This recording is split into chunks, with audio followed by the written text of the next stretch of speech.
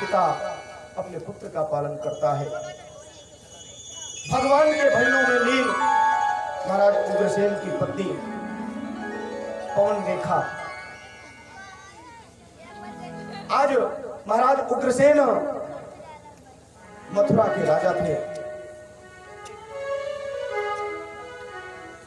उधर एक दिन पवन रेखा ने विचार किया कि चलो पुष्प वाटिका वन इत्यादि भ्रमण किया जाए।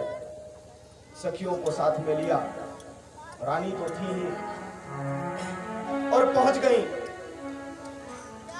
इतने में एक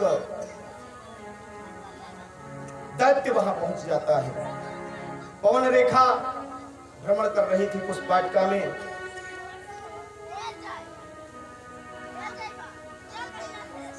वहां पर एक दैत्य महाराज उग्रसेन के रूप में पहुंचता है, जिसका नाम था द्रुमलिक। वह दैत्य पवन रेखा के साथ दुर्व्यवहार करता है।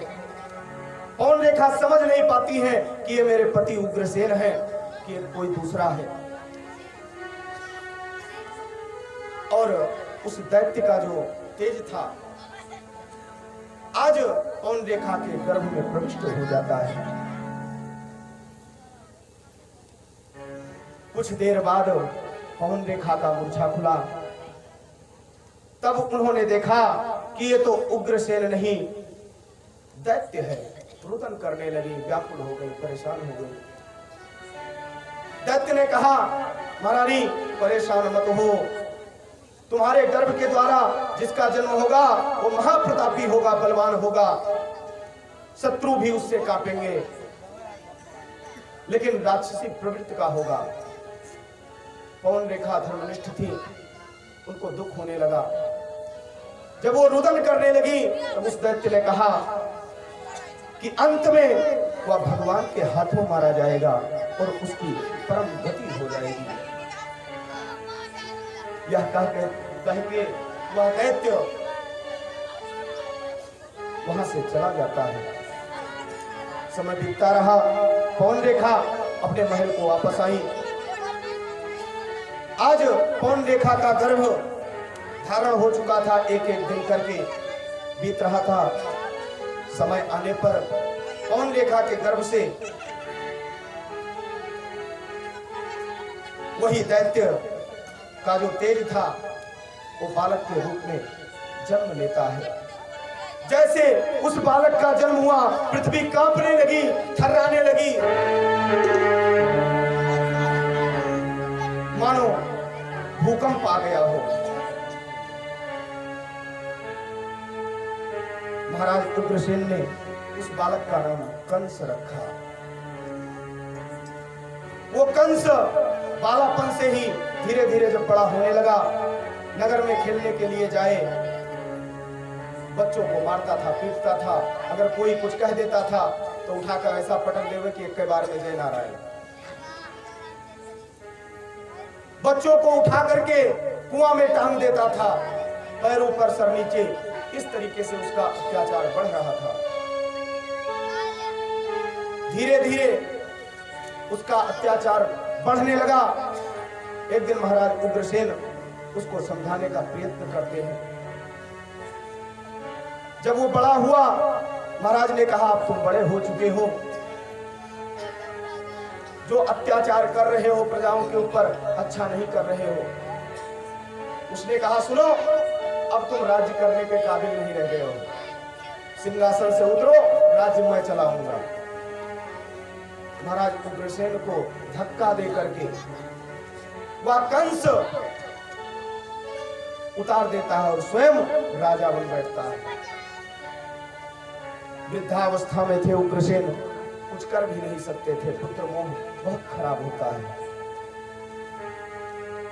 अत्याचार उसका अधिक बढ़ने लगा, पृथ्वी कांपने लगी, रुदन करने लगी। प्रजा जो था, समस्त प्रजाजन कंस को देखकर डरते थे, नाम सुनकर के कांपने लगते थे। कंस अगर किसी को बुलावे तो डर के मारे लोग उसके पास नहीं जाते थे। तब उसने विचार किया कि अगर नगर के लोग मेरे पास नहीं आएंगे तो भवन का कार्य कैसे चलेगा। उसने एक माया रचा कि चलो बहन का विवाह किया जाए, और देवकी का विवाह वसुदेव के साथ सुनिश्चित कर देता है। विवाह सुनिश्चित हो चुका, पूरे मथुरा को सजाया गया। देवता आज उस दृश्य को देख करके आनंदित हो रहे थे। समय आने पर विवाह संपन्न हुआ। कंस ने सोचा कि कुछ लीला ऐसा करो कि प्रजा को भी लगे कि हमारे हृदय में करुणा है, दया है। आज कंस ने कहा, अपने बहन और बहनोई को बैठा करके रथ को मैं स्वयं हाकूंगा। जैसे उसने कहा, प्रजा में ये चर्चा फैल गई कि मैं तो समझता था कंस बहुत क्रूर है, लेकिन वो तो दयावान है। देखो ना, अपने बहन को स्वयं ससुराल भेजने जा रहा है। देवता आदि जब इस चर्चा को सुने व्याकुल होने लगे कि अगर ऐसे ही ये दया दिखाता रहा तो इसका पाप कम हो जाएगा, भगवान को आने में विलंब होगा। उसने रथ को पकड़ा और देवकी वसुदेव को रथ में बिठाया और रथ के डोर को पकड़ करके स्वयं रथ को लेकर चल दिया। नगर में उसका जय जयकार होने लगा। जैसे जय जयकार प्रारंभ हुआ, देवताओं ने अपना माया रचा और आकाशवाणी हो गई, अरे मूर्ख कंस, तू जिसके लिए आज इतना आनंदित हो रहा है, जिस बहन को तू इतनी प्रेम पूर्वक छोड़ने जा रहा है, यही तेरी बहन का 8वां संतान तेरा काल। अब कंस का वो जो प्रेम था गायब हो गया, वो स्नेह गायब हो गया। कुछ देर तक तो वो चुप रहा, स्तब्ध हो गया। अरे ये देवता आदि भी छलिया है, क्या कर बैठते हैं। तुरंत बहन का केस पकड़ा, हाथ में लपेटा और घसीटता हुआ नीचे गिरा दिया। आज देवकी बेचारी पृथ्वी पर गिर जाती है। वसुदेव जी हाथ जोड़ करके खड़े हैं, कुछ बोल भी नहीं पाते। उसने कहा कि मैं देवकी को ही नहीं छोड़ूंगा, न रहेगी बांस न बजेगी बांसुरी, बहन को ही मार दूंगा। इसका 8वां संतान काल कहां से होगा। वसुदेव जी ने प्रार्थना किया, अरे महाराज, काल तो 8वां संतान है, देवकी को छोड़ दो। वसुदेव जी परम साधु थे, परम भक्त थे। जैसे वसुदेव जी ने कंस का हाथ पकड़ा, आज सात्विक पुरुष का हाथ लगते ही कंस को ज्ञान आ जाता है और कंस हाथ को छोड़ देता है। समय बीतता रहा, वहां से वसुदेव जी और देवकी जी प्रस्थान करते हैं। समय आने पर देवकी को गर्भ धारण होता है वसुदेव जी के द्वारा। समय बीतता रहा, 9 मास पूरा होने पर जब पुत्र का जन्म हुआ, वसुदेव जी पुत्र को लेकर के महाराज के दरबार में पहुंच जाते हैं। महाराज लीजिए, जो दंड देना हो दीजिए। महाराज ने सोचा विचारा कि मेरा काल 8वां संतान है, तो मैं पहले को मार के क्या करूं। देवताओं ने सोचा कि अगर ऐसे दया दिखाता रहा तो प्रभु को आने में विलंब होगा। अरे जब पाप से पृथ्वी कांपने लगेगी, तभी ना भगवान आएंगे रक्षा करने के लिए। कंस उस बालक को छोड़ देता है, वसुदेव जी लेकर चले जाते हैं। भगवान ने नारद को आदेश दिया, जाओ अपना चक्र चलाओ, जाके बीड़ा बजाओ। नारद जी ने बीड़ा लेकर के नारायण नारायण करते हुए कंस के दरबार में पहुंच जाते हैं। नारद ऋषि देवताओं में भी पूजित और दैत्यों में भी पूजित। आज कंस के दरबार में पहुंचे, वहां पर कंस ने सारा वृतांत नारद जी से कहा। नारद जी ने सोचा कि अब इसका मत भंग करना चाहिए। हरि के कथना अनुसार उन्होंने एक अष्टदल कमल कंस को दिया और कहा, गिनो इसमें कौन प्रथम है और कौन 8वां है। कंस जब गिनना प्रारंभ किया तो प्रत्येक पंखुड़ी प्रथम और प्रत्येक पंखुड़ी अष्टम, पहला आठवां, पहला आठवां, प्रत्येक पंखुड़ी विचलित हो जाता है। और नारद जी जैसे देखे कि इसको कुछ चिंता हो रहा है, नारद जी वहां से चल दिए। आज वो सोचने लगा कि हो सकता है पहला पुत्र ही आठवां ना हो जाए। आदेश दिया सैनिकों को, जाओ वसुदेव जी को कहो कि पुत्र को लेकर दरबार में हाजिर हो। वसुदेव जी पुत्र को लेकर के दरबार में पहुंचते हैं, उसका वध कर देता है। एक एक करके 6 पुत्रों का वध कर दिया। 7वां पुत्र का जब बारी आया, आज भगवान का माया हुआ, योग माया का कृपा हुआ, गर्भ से गर्भ बदल जाता है। भगवान ने,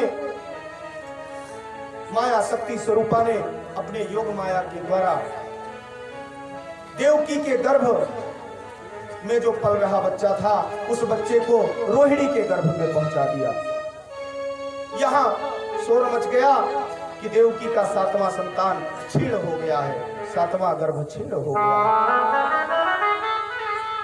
अब 8वें की बारी आई, उधर रोहिणी के गर्भ में 7वां संतान पल रहा है। 8वें की जब बारी आई, पृथ्वी रुदन करते हुए भगवान के पास पहुंची, प्रभु अब विलंब मत करिए, क्योंकि बहुत मैं दुख सह चुकी हूं, अब पाप मुझसे सहा नहीं जाता है। देवता आदि भी निवेदन करने के लिए भगवान के श्री चरणों में पहुंच जाते हैं। सप्तमो वैष्णवं धाम यमनंतम प्रियक्षते गर्भो बभूह देवख्या हर्षशोक विवर्धना भगवान्नापि विश्वात्मा विदित्वा कंसभञ्जयम् यदुना निजनाथानां योगमायां समाधिसत। आज देवकी का 7वां संतान रोहिणी के गर्भ में पुष्ट हो चुका था। इधर पृथ्वी गौ का रूप लेकर के पहुंची, भगवान से प्रार्थना करने लगी। समस्त देवतागण पहुंच गए, प्रार्थना करने लगे। भगवान ने कहा, अब मैं विलंब नहीं करूंगा, तुम सब जाओ अपने अपने धाम को, और मैं पहुंच रहा हूं गर्भ में। आज भगवान देवकी के गर्भ में प्रविष्ट हो जाते हैं। 1 मास व्यतीत हुआ। जैसे कंस को पता चला कि देवकी का 8वां गर्भ धारण हो चुका है, कारागार में डलवा दिया। देवकी वसुदेव को बंद करवा दिया, बेड़ी लगवाया, हाथ में, पैर में, गला में, पहरेदारों को बढ़ाने लगा। 1 मास व्यतीत होता है, 2 मास व्यतीत होता है। धीरे धीरे आज भगवत कृपा से 9वां मास प्रारंभ हो जाता है। 9वां मास प्रारंभ हुआ। देवकी रुदन करने लगी, प्रभु कब आओगे? अरे अब मैं अत्याचार नहीं सह सकती, जल्दी से जल्दी आ जाओ, प्रकट हो जाओ और मेरा कल्याण करो। और बोल बैठती है, कब आओगे, कब आओगे, कब आओगे, देर न हो जाए प्रभु, देर न हो जाए, देर न हो जाए प्रभु, देर न हो जाए, देर न हो जाए प्रभु, देर न हो जाए। कब आओगे, कब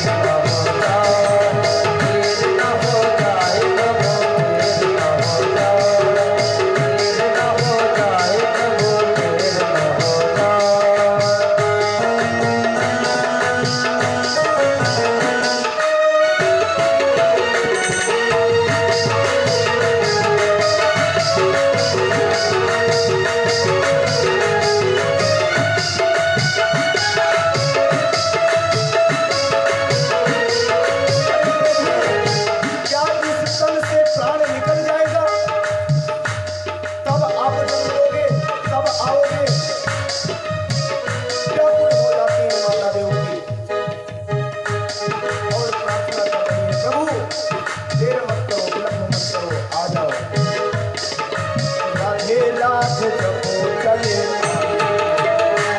ओ राधे राधे जपो चले आए थे बिहारी, राधे राधे जपो चले आए थे बिहारी।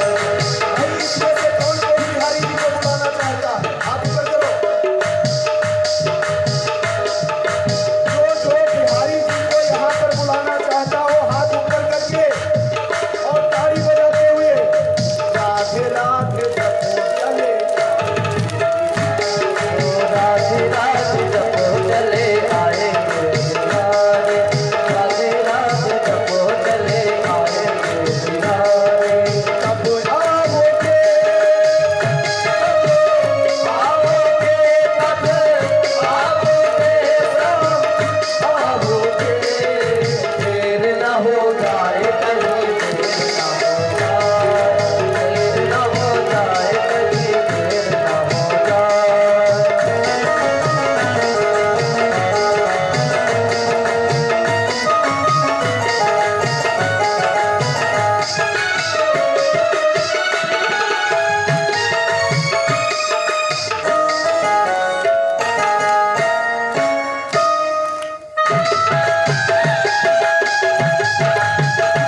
और साधना कर ही रही थी।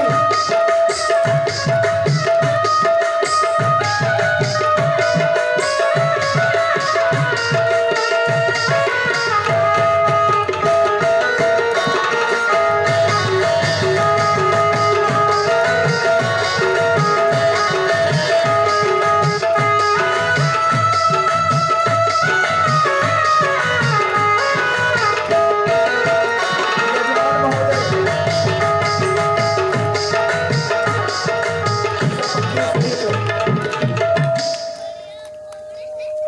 उपस्थित हो, प्रेम से बोलिए राधावर कृष्ण चंद्र की। देवकी मैया करुणा से भरी हुई और भगवान से प्रार्थना कर रही थी। इतने में भगवान तुरंत प्रकट हो गए चतुर्भुज रूप लेकर के, और समस्त देवतागण उस दृश्य को देख करके आनंदित हो रहे थे। भय प्रगति गोपाला परम दयाला यसुमति के हितकारी, दयाला परम दयाला सुमन के हितकारी,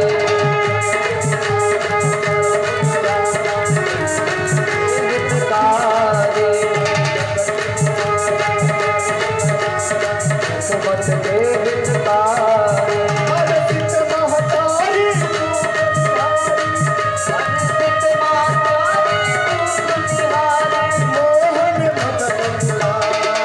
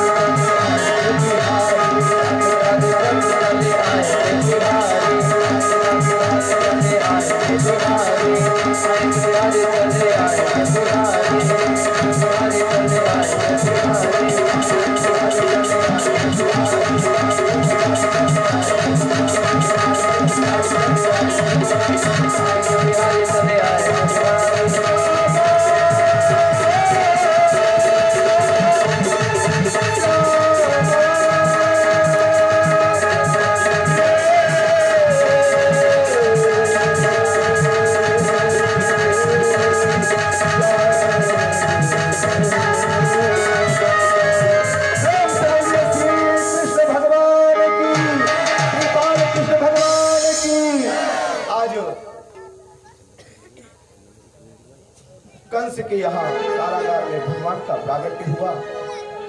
चतुर्भुज लेकर के जब प्रकट हुए, माता ने प्रार्थना किया, प्रभु आपको तो मैं पुत्र के रूप में प्राप्त करना चाहती थी, और आप ये शंख चक्र गदा लेकर के प्रकट हो गए हैं। तो जब प्रकट हुए ही हैं तो आदेश करिए, ये बेड़ी बंधी हुई है, दरवाजा बंद है, पहरेदार। भगवान ने कहा चिंता मत करो, अभी बेड़ी भी खुल जाएगी, पहरेदार भी हट जाएंगे, ताला जो लगा हुआ है आप रूप खुल जाएगा। आज भगवान के आदेशानुसार भगवान ने कहा कि अभी जब मैं शिशु रूप में आऊंगा, मुझे एक सूपा में, एक डलिया में लेकर के और नंद बाबा के यहाँ चले जाना।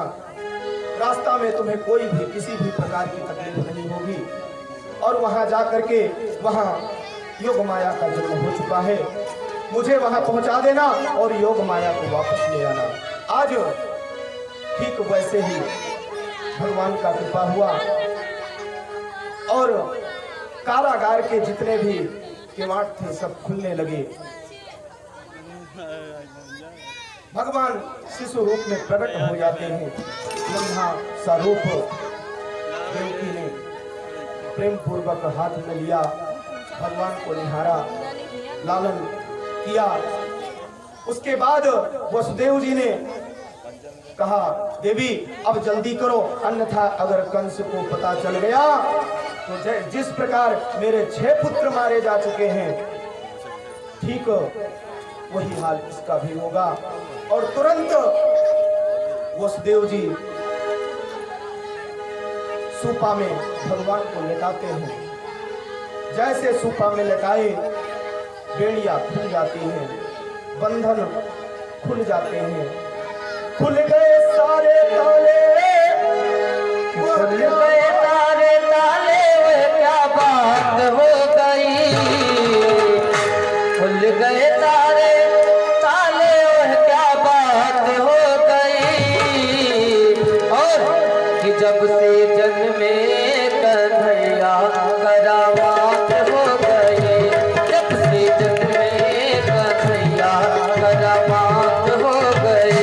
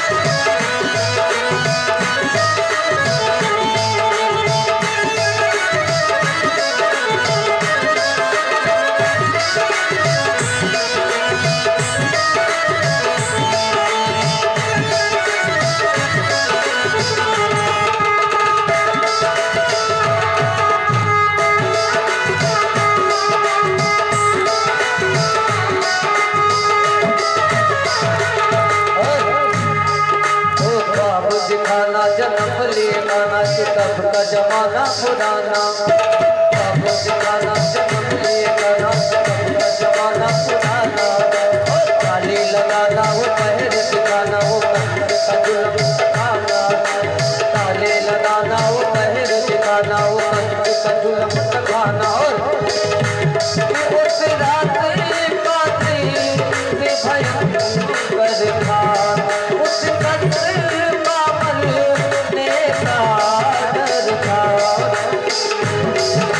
बादल आए उमड़ाए और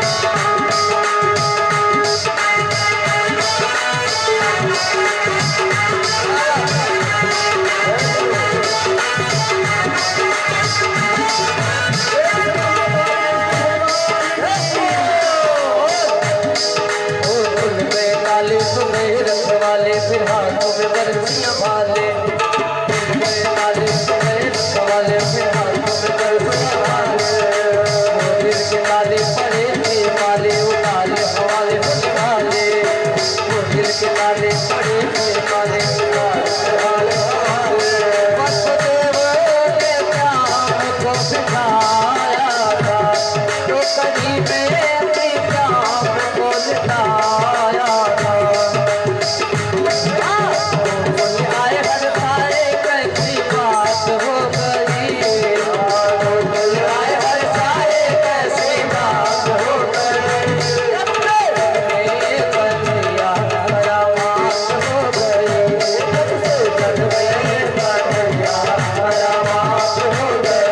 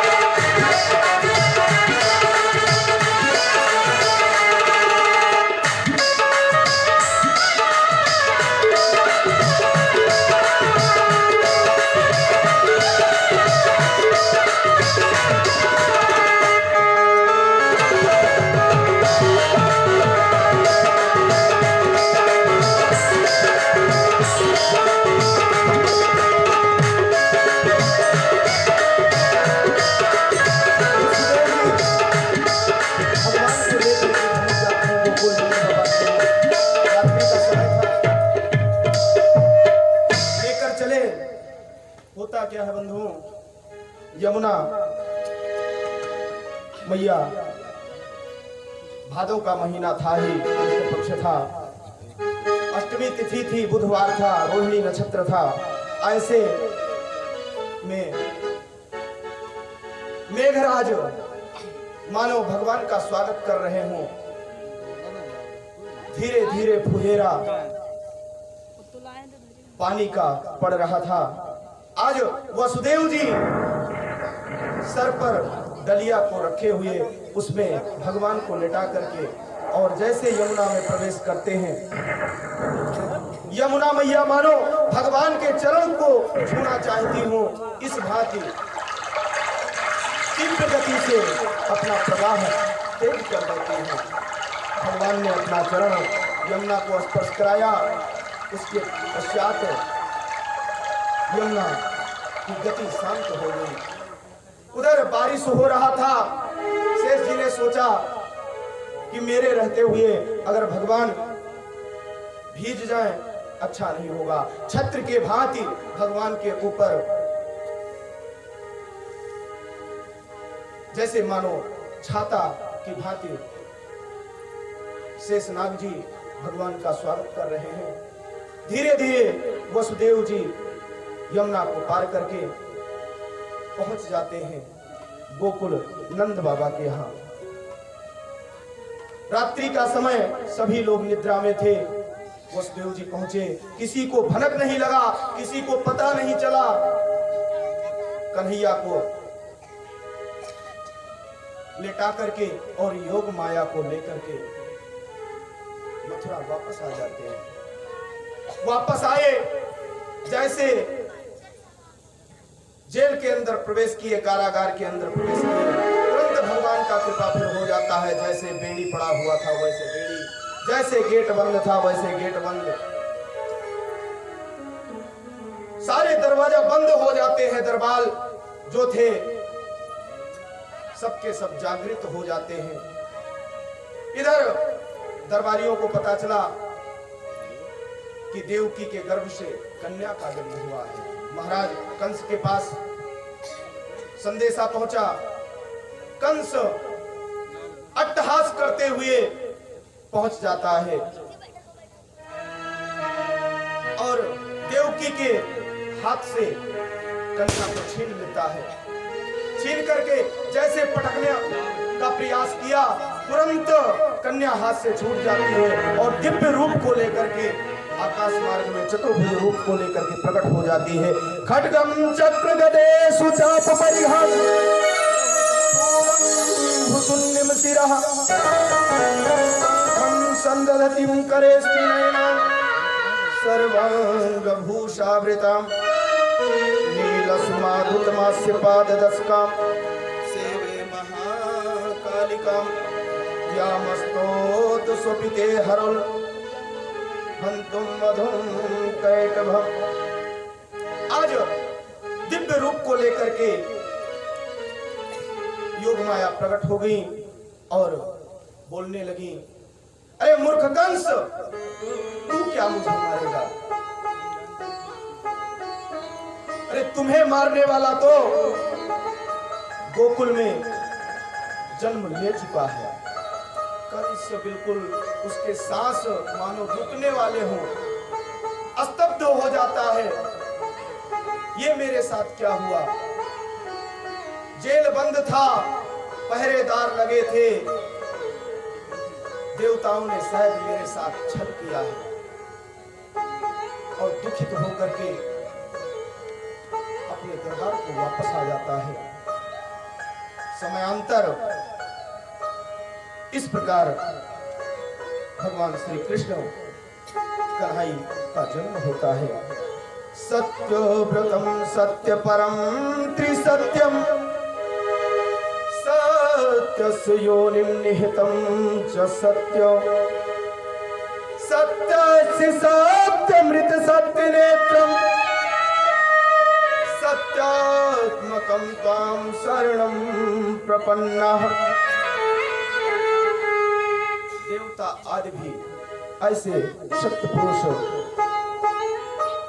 का स्तुति किया करते हैं। सुखदेव जी कहते हैं, राजन, इस प्रकार भगवान श्री कृष्ण कन्हई का जन्म होता है।